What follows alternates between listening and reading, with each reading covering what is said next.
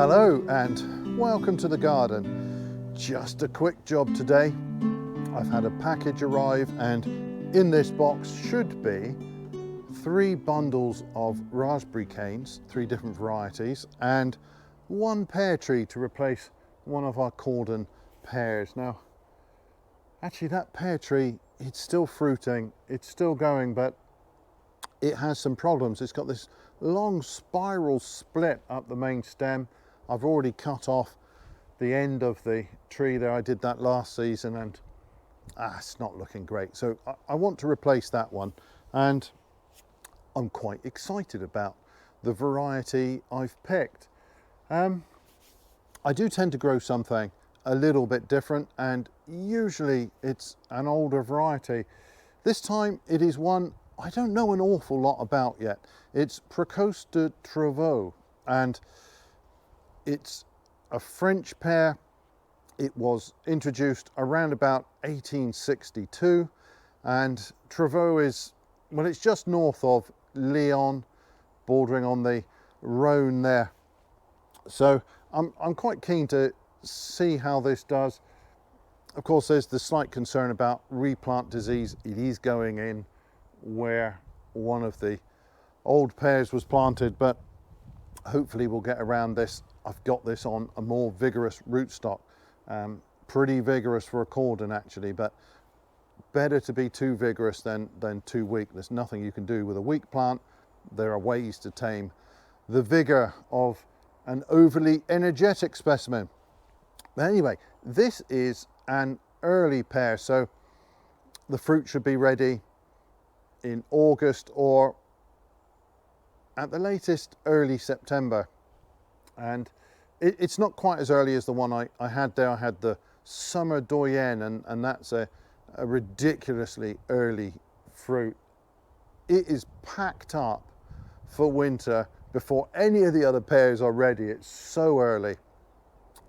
As a consequence, the fruit are very small, and like all of the early varieties, it's not a long-lasting fruit. So that one's out. Precoce de Trevoux is in, and this one will cross-pollinate quite happily with Louise Bon, and that's the neighbouring tree, so everything is good for that. Now, I do like to have 1 or 2 of the early varieties in the pears and the apples in particular. And it's a real pity, I'm liable to go off on a bit of a rant here. It's a real pity that they're not grown commercially anymore. I mean, there's a really pitiful array of apples. Given the thousands of varieties that one could investigate, and dozens and dozens of really fine flavoured apples one could grow, and commercially the range is really rather pitiful, and to my taste rather insipid. I much prefer the older fruits. They've got much better flavours. In the pears, we're much better served than in the apples, so you can still get really quite fine varieties in the supermarket for the pears, but not so much for the apples. But with both the apples and the pears, the old early varieties have fallen out of favour, and that's for 2 reasons. Of course, early fruits, they don't keep very long. Whether it's an apple or a pear, they've got a very short season, just a few weeks at most, and they don't store off of the tree. The quality of the fruit tends to be a little lower than those that come later in the year. So the apples will tend to be, they'll be crisp and tart, but they won't have the depth, the aromatics that the later fruits will have. Similarly for the pears, they very quickly become mealy and unpleasant, and they don't have quite the same flavour. But nonetheless, those early fruits traditionally would have been highly valued. So if you think about it, the stored fruits would have been gone for quite some time already.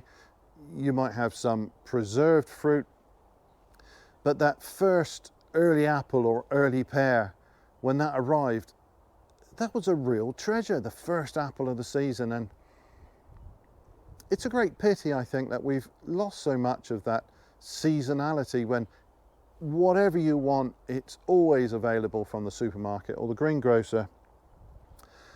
So the supermarkets aren't interested in those varieties because they can either import from another part of the world, indeed another hemisphere, and apples in particular, but also the pears, can be stored for a ridiculous amount of time. 6 months is easy.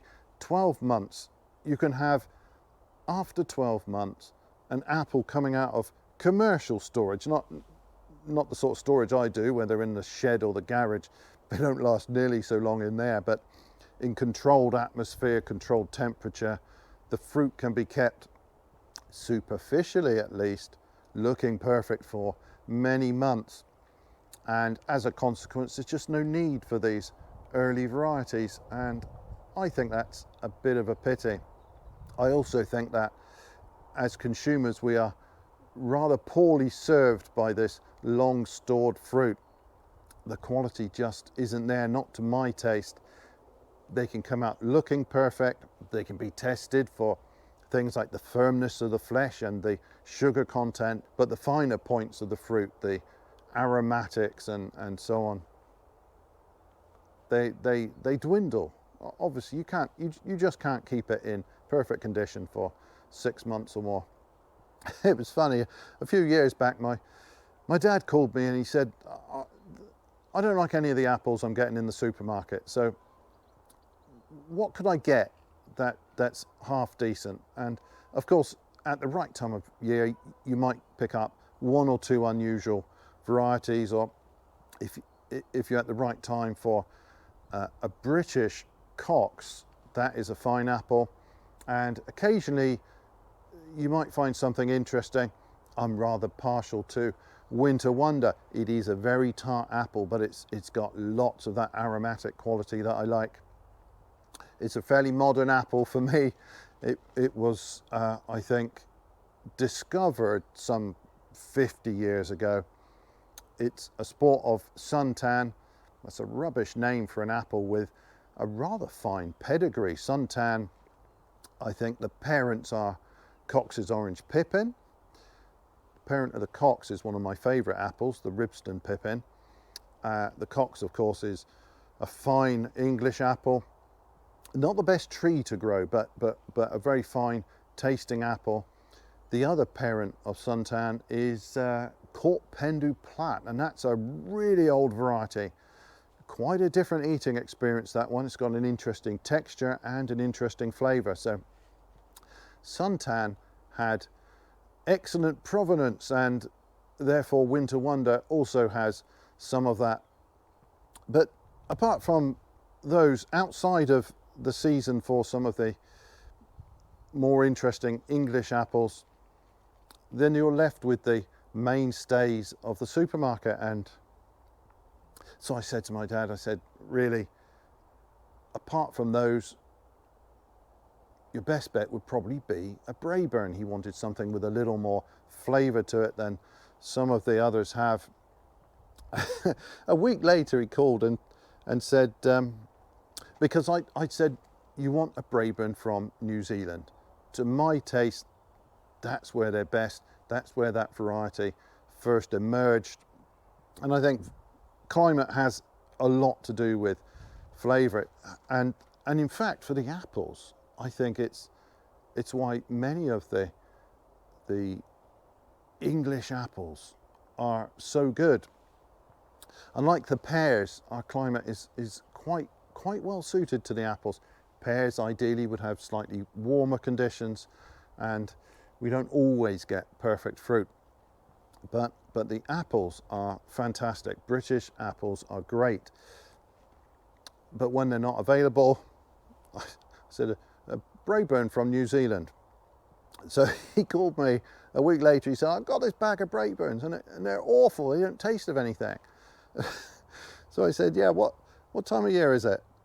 Okay, so what season would it be in the southern hemisphere? And it's right, hang on, these would have to have been harvested months ago. So the problem was, he didn't have a nice fresh New Zealand Braeburn. He had an old one that had been stored, obviously in very carefully controlled conditions, because the apple looks perfect, and unfortunately it's a superficial perfection. So yeah, it's an interesting lesson. Of course the fruits and the vegetables, everything that we eat, are going to be so much better if they haven't had to travel quite so far, and if we're eating them at the right time of year. And we're lucky as gardeners because we're much more in touch with the seasons, and we eagerly await the first new potatoes or the first peas, the first strawberries, and then we get them at the height of their perfection, and that is magic. Yeah, going back to these early fruits, these would have been so prized years ago, because you wouldn't have had a fresh apple for months, and the last apple you would have had would be some shriveled, wrinkly old specimen out of the fruit store. In all likelihood, still quite tasty and worth eating, but nothing beats that first fresh fruit of the season. And yeah, that's why I've gone for an early variety. Sorry about that. I went into rant mode, as I am rather prone to doing when I think of the loss of our gardening heritage. And it is a great pity that these things have fallen by the wayside. So anyway, I've got a moderately old French pear, and I'm quite excited to see how that one does. I've waffled on about a completely different subject from what I was going to do. I can't get these in the ground today. I am between storms, so there's still a little bit of a breeze about, so apologies if there's any noise on the microphone, but we are between storms and I don't have time right now to get these raspberry canes planted. I should have 30 in this box, so it takes a little bit of time. So I need to heal them in. So bare root plants, whether they're soft fruit or trees, doesn't matter. You can keep them in reasonable condition for just a few days. If you want to keep them longer than that before planting them in their final place, they need to be healed in or potted up, or otherwise treated so that the roots don't dry out. And the easiest way here, because the ground's not frozen, it's not covered with 3 foot of snow or anything like that, it's very easy for me to just dig a hole here in one of the beds, drop the plants in, and leave them until I'm ready to deal with them. That will probably be in about a week's time. I'm not sure when, but it's not going to be long, but too long to leave them just in the box. So I will open this box, we'll find out what we've got. I will probably give the roots a little bit of a soak, particularly if they look dry. I'll decide that when I take a look at them, and then I will heal them in temporarily in this bed. Well, I have a little pear tree in there. Let's have a look.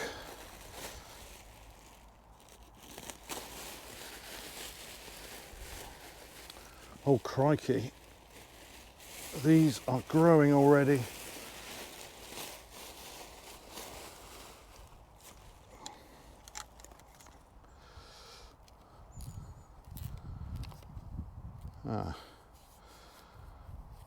I've lost a label, but I don't think that one.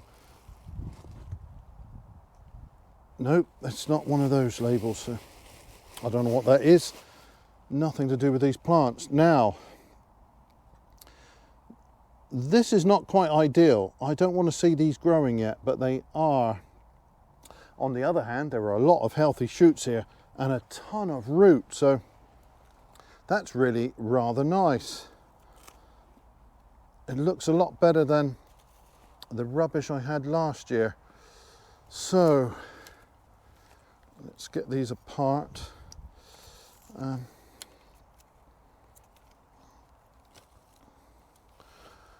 What is that? So that's Joan J.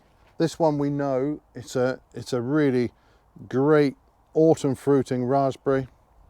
These look quite good. A little bit of damage to some of them in transit, but yeah, that doesn't look too bad. And obviously I'm going to have to be really careful not to break any of these off. Ideally I would be putting those in right now, so that's not so good. This is another autumn fruiting sort. This is Polka. I don't know this variety. It is quite a popular one, so I'm hoping it will be pretty good. There's some shoots coming on these as well, and slightly better. Most of these are like young buds down there. That looks quite good. And then I should have sort of mid to late season. Yeah, this is Tulameen. The root on these is not quite so good, but I think in my experience the autumn fruiting canes do tend to have more vigorous root systems on them, at least when they arrive. But again, there are shoots on these, so I really do need to get cracking and get these in the ground properly. But as I can't do it right now, I'm going to put them in here with a great deal of care.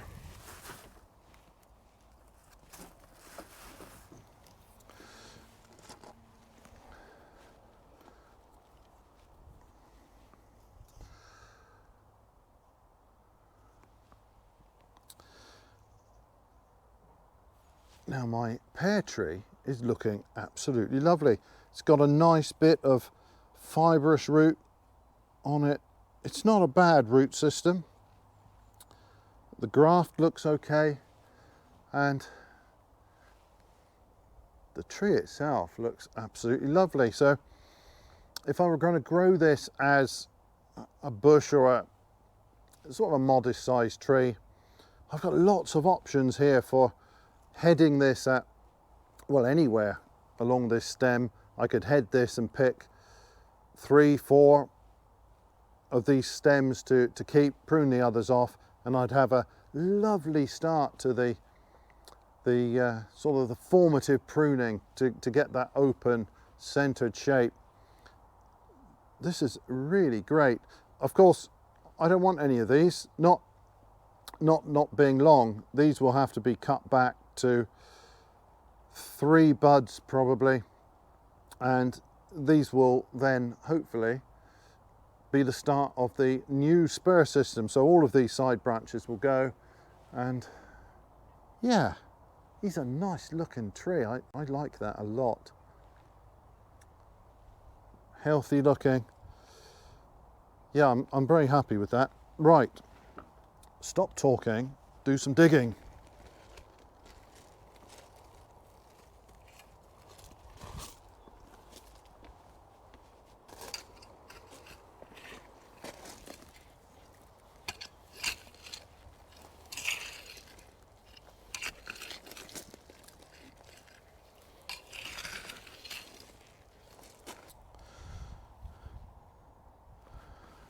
So not much different to how you would actually plant the tree. I mean, there are lots of ways of heeling in.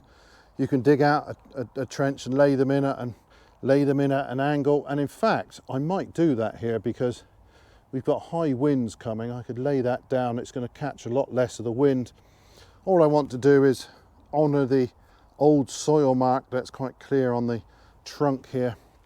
If I lay that down sort of there, I can yeah, that'll be fine. That will be less likely to be bothered by the high winds that are coming.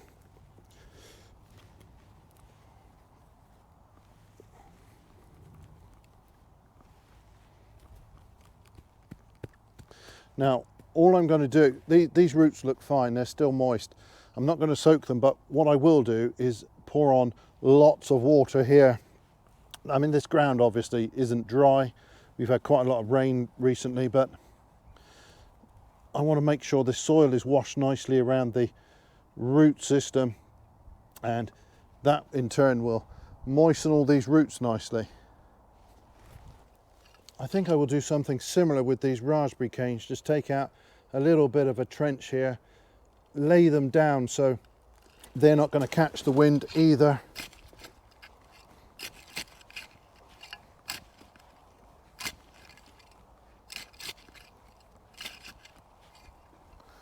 What on earth is that? Oh, there's a big old root in here. Interesting.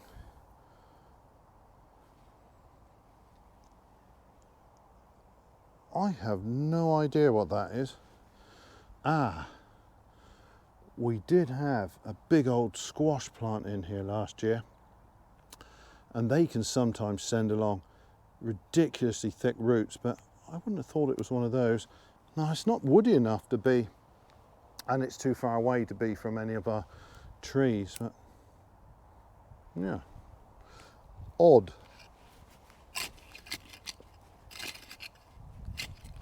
So unlike our borders, the soil in these main veg beds is lovely. It's not very heavy, very easy to work with.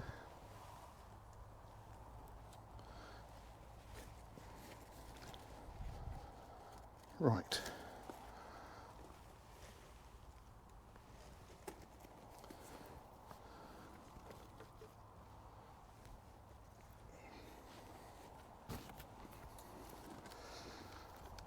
Oh, you've got a lot of root on that. That's that Joan J, isn't it? Yeah.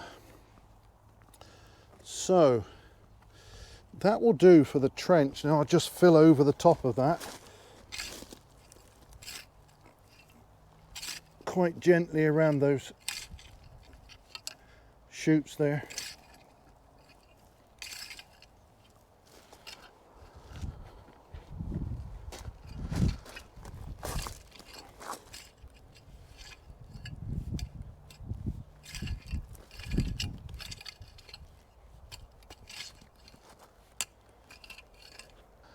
Now they will be fine, they're not going to be blown by the wind or anything, but of course I'm not stomping down on these, there are too many shoots there.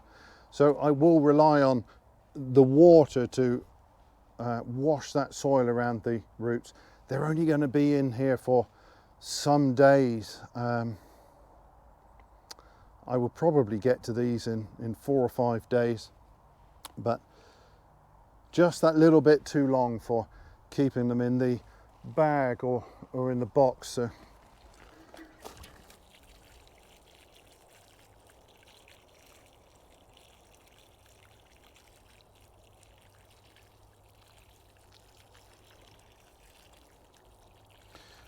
they're going to get plenty of rain, of course, over the next few days, but this will really hydrate those roots nicely.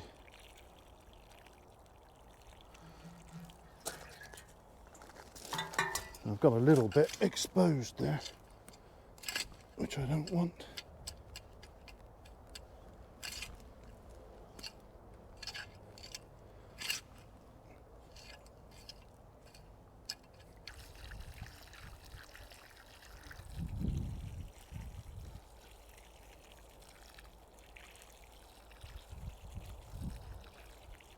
Well, I've turned that into quite a swampy mess, which is perfect for this job. Our soil here is quite free draining, so it won't stay swampy for long.